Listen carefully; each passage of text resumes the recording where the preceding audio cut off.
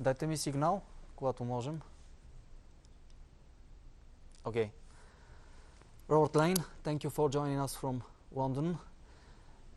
Please give us an update on the implementation of the electricity market reform in the United Kingdom and the future developments that can be expected there. Electricity market reform started here in 1990 and has been a development ever since. The most recent changes have been to introduce some support for clean energy, which were introduced 2 or 3 years ago. Those are being implemented. It's part of a wider approach at looking at the energy market, which I think generally has been very successful. Mr. Lane, what kind of policy measures and financial instruments has the British government adopted to secure the investments needed for the development of the renewables?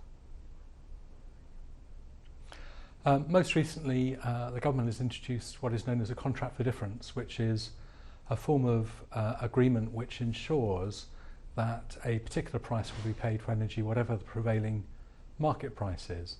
And that's designed to give particular prices for renewable energy.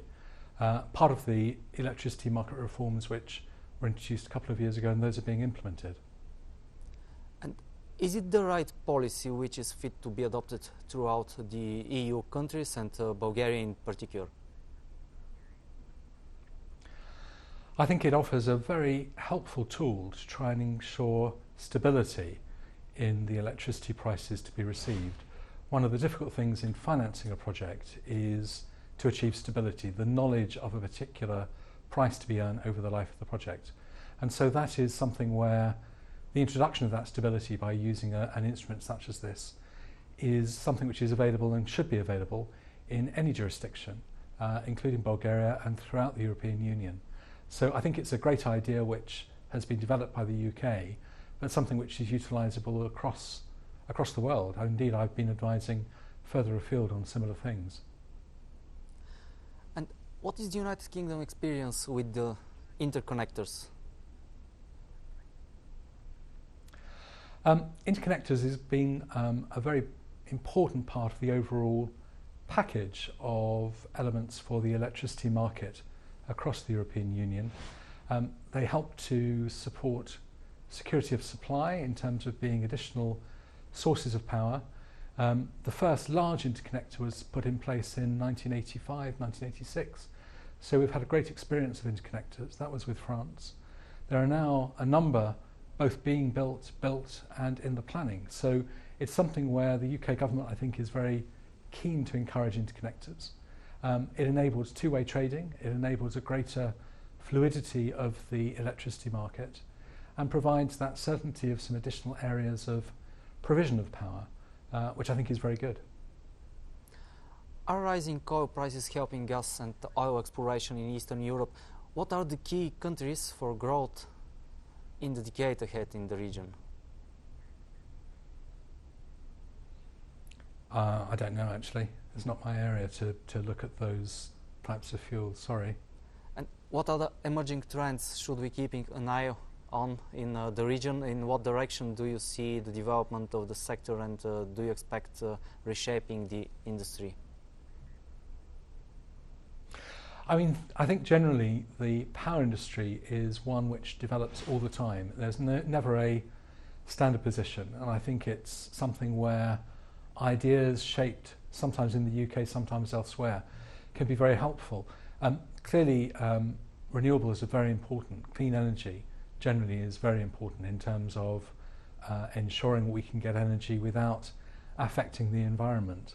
And so I think the important thing is really a mix between clean energy and more traditional forms of energy, but trying also to ensure that there is security of supply. And the security of supply, the issue of always having power there, whether it's sunny, whether it's windy, whatever the elements of some of the renewable energy that's coming along, is something which has, for example, led the resurgence of nuclear power here in the UK. And it's interesting to look across Europe as a whole at the approach on nuclear power and other forms of energy. You clearly need that baseload element. Some people say that energy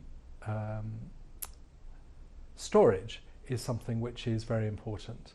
And it can be quite important, but I don't think it really replaces the requirement for that baseload energy.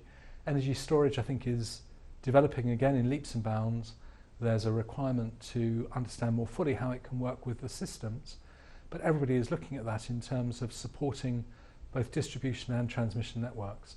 And it will have its part to play, but I don't think it replaces that general baseload plant. So I think the overall theme is really looking at the different forms of energy, the different forms of managing the systems, to try to ensure that together they produce something which is workable for everybody. Speaking for energy mix, speaking for the future, what will be the main energy sources and what will the energy mix look like? Well, I think if I could predict that, I would be very lucky, because I think it's very hard to predict in advance exactly how energy mix is going to develop. I mean, I think that the important thing is to have that mixture where we will have renewables providing an important part of the overall product, but also having baseload plants supplying that general security of the system. I mean, I think every year the renewable technology becomes more efficient and less expensive, which is very good. So it's easier to build more wind farms, to build more photovoltaic farms as well, in order to utilise that type of energy. And so I think that reduction in cost is bound to be good in terms of encouraging that diversity. But I think that overall, if you're looking at mix, there has to be a balance between certainty of generation at any particular moment, together with the ability to use renewables. Robert Lane, thank you very much. It was a really great pleasure to speak with you.